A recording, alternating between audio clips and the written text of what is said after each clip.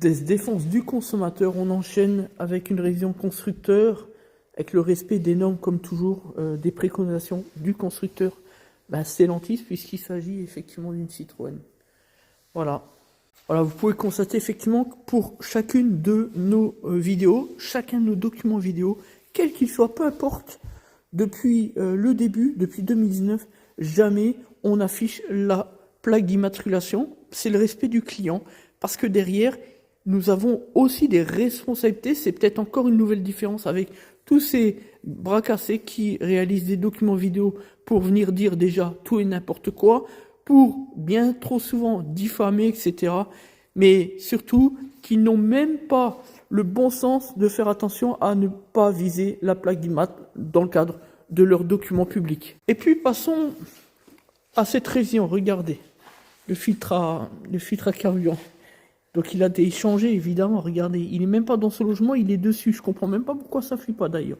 Parce que normalement, dès qu'on lâche, le carburant il est censé passer, ou alors ça doit jouer à 1 mm. Voilà encore une nouvelle démonstration de nos bricoleurs. Voilà, ils l'ont mis par-dessus l'encoche là, alors qu'il faut la mettre bien en dessous, bien évidemment. Comme ça, de sorte que quand on fait comme ça glisse vers le haut, et ça se soulève, ça libère. Bref. Bon, pour ce qui concerne la vache, là, vous savez, cet imposteur du 93, là, le garagiste, qui fait des documents et qui livre des voitures aux auto-écoles, qui passe ses journées d'ailleurs à dénigrer Stellantis. On est en train de préparer une contre-attaque, donc un document vidéo pour rectifier le tir et surtout pour apporter une deuxième version des faits, une deuxième vision face aux consommateurs. Je vous promets du très très grand spectacle. Parce qu'on se rend compte, plus on avance dans le débat et plus on avance dans notre enquête sur sa personnalité juridique, c'est-à-dire sur son entreprise, plus franchement des surprises à avoir. Bon, on vous en dit pas plus, vous allez voir, d'ici 2 semaines je pense on le sort le document. Pas le choix, il faut changer tout le bloc, donc on va remplacer également le bloc, on va appeler le client bien sûr pour lui expliquer la situation.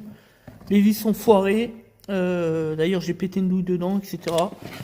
Voilà, tout est flingué, enfin bref, hop, on remplace. Ensuite, ici, on a le filtre à pollen, filtre d'habitacle, on l'appelle comme on veut.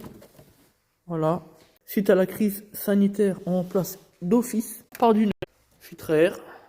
Ensuite, disque et plaquettes, c'est mort. Les plaquettes sont d'ailleurs sur le témoin quasiment, enfin sur la ferraille presque. Derrière, juste les plaquettes, pareil sur la ferraille côté droit. Et puis on va opérer tégodage, remplissage de l'additif FAP ici. Traitement FAP. Pour la Citroën C4, accord client pour les freins avant-arrière. Et pour le carter du filtre à carburant par le dessus qui est flingué.